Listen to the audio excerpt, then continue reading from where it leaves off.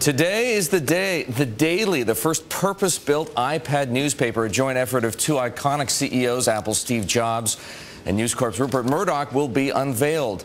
A glimpse into the future of news media, or a digital boondoggle, perhaps? Here to answer the question, Porter Bibb, the first publisher of Rolling Stone magazine, longtime media investment banker, and now managing partner at Mediatech Capital Partners. Porter, it's going to be on this thing, the iPad right here. We're going to see it later today from Rupert Murdoch and Steve Jobs. Do you think it's going to revolutionize digital media, or is this going to be something perhaps a little less thrilling? I think this is either Rupert Murdoch's last hurrah or perhaps his swan song. He wanted to be, he's a newspaper publisher at heart. That's always what he's loved to do. He's spent his whole life building newspapers, and he wants to be the one who puts the first iPaper in the digital universe. But who needs it? We've got such an information glut already, and some of the basic ground rules that he set for the Daily just don't fly at all. It's going to be closed at 10 p.m. and on at midnight on your tablet. Right.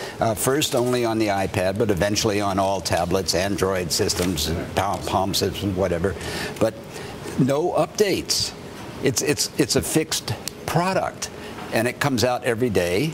And you pay 99 cents a week. It's a subscription deal.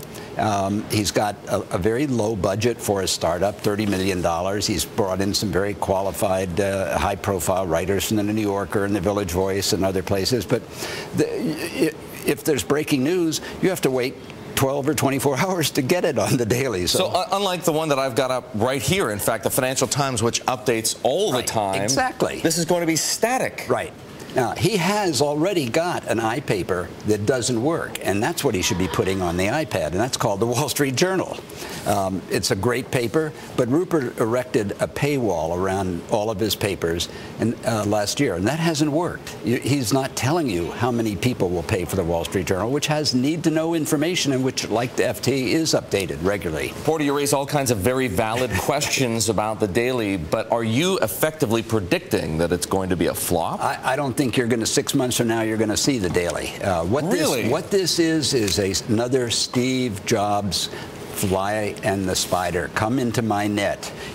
Jobs failed to get any of the major publishers, newspaper or magazine publishers, to sign on to the iPad because he wants to control all of the revenue and the data for the users, the subscriber data, just the way he does with iTunes, and he took over the music industry. The print publishers aren't allowing that.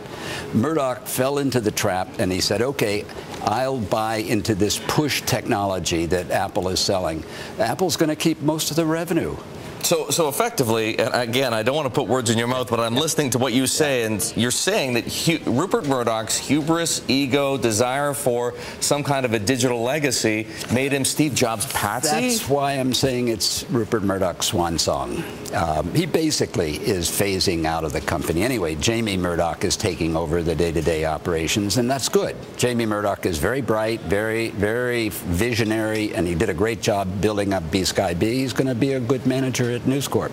But Rupert still can't get newspaper publishing out of his veins, and that's why he's fallen into that trap with Steve Jobs. But are you so certain? Look, maybe we should save questions about James Murdoch for after the break, because look at the way things are going with B-Sky B. Rupert Murdoch had to fly over to London last week to save the B-Sky B negotiations and cancel his trip to the World Economic Forum. But that's political. The UK is very nervous about having Murdoch control virtually all of the media in the UK. He owns the print market, and he's the big 800-pound gorilla in satellite television.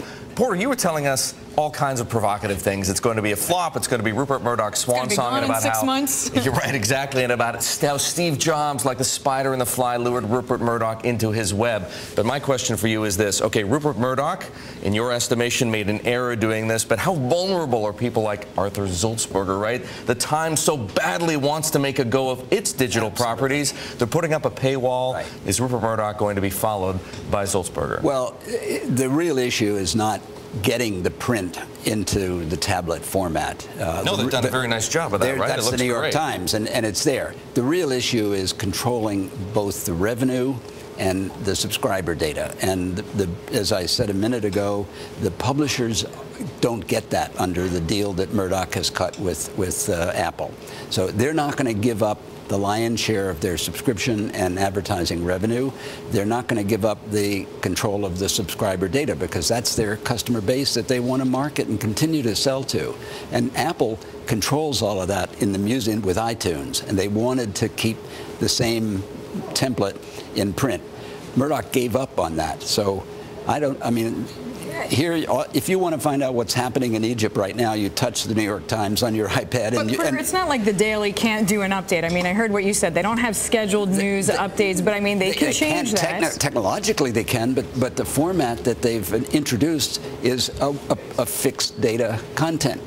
So they're not going to give you updates during the day. And what they're doing is they're competing with 1,000 other news sources and content sources that everybody is already overwhelmed by. The one thing that is, I think, going to determine which print media succeed in the digital universe is brand. Quantity and quality, but brand. People know the New York Times. Why didn't he put the Wall Street Journal onto the tablet? Why didn't he take the Wall Street Journal and do everything he's doing with the Daily and fix it to make Apple happy? I mean, it's here, but the big question, as you point out, is why have both? Porter, thanks so much for joining us. Porter Bibb of Mediatech Capital Partners.